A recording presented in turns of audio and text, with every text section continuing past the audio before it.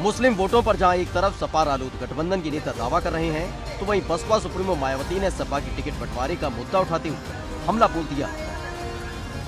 जब उत्तर प्रदेश में विधानसभा के आम चुनाव घोषित हुए, तो मैं मुसलमानों से पूछना चाहती हूँ, पूरे यूपी में कितने टिकट समाजवादी पार्टी ने दिए?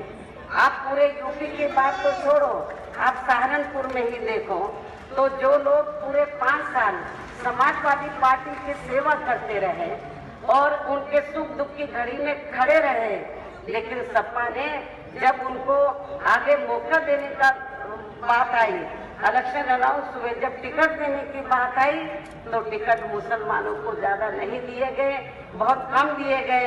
उनको ये लगा सपा के मुखिया को कि मुसलमान तो मेरी अपनी जेब में है। लेकिन अब तक सपा, बसपा या कांग्रेस मुस्लिम वोटों के सहारे सत्ता की सीढ़ी चढ़ते रहे हैं। उनके लिए चौथे खिलाड़ी ने मुश्किल खड़ी कर दी है। पश्चिम के रण में असदुद्दीन ओवैसी भी प्रचार कर रहे हैं और भाजपा के साथ साथ सपा पर भी निशाना साध रहे हैं और खुद को मुस्लिमों की आस बता रहे हैं कि मुसलमान फैक्टर नहीं है, मुसलमान और एमआईएम एक दूसरे की आस हैं। मुसलमानों के लिए एमआईएम उनका भविष्य है। मुसलमान उन मुसलमानों की एमआईएम उन मुसलमानों की बात करती है जिनकी बात कोई नहीं कर रहा है, और इस चुनाव में तो बिल्कुल नज़रअंदाज किया गया मुसलमानों को।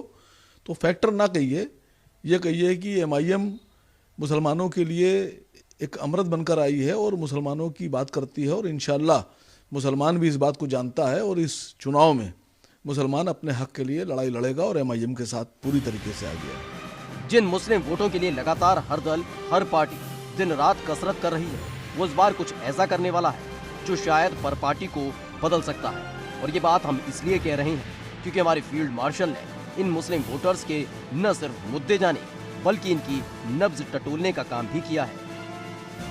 आजादी के बाद से मुस्लिम कांग्रेस का परंपरागत वोटर रहा है और राम मंदिर आंदोलन के बाद से सपा का, बीच बीच में बसपा पर भी प्यार बरसाता रहा है। 2022 के चुनाव के मद्देनजर मुस्लिम के वोट को पाने के लिए सभी राजनीतिक दलों में शहमात का खेल जारी है। क्या नई सपा रालोद गठबंधन पर प्यार बरसाएंगे मुसलमान, या भारतीय जनता पार्टी को हराने के लिए सपा बसपा पर? क्या ओवैसी बिहार के सीमांचल के इतिहास को यूपी में दोहरा पाएंगे, या मोदी योगी के लोक कल्याणकारी योजनाओं से लाभान्वित खामोश मुसलमान कहीं भाजपा को वोट तो नहीं करेंगे?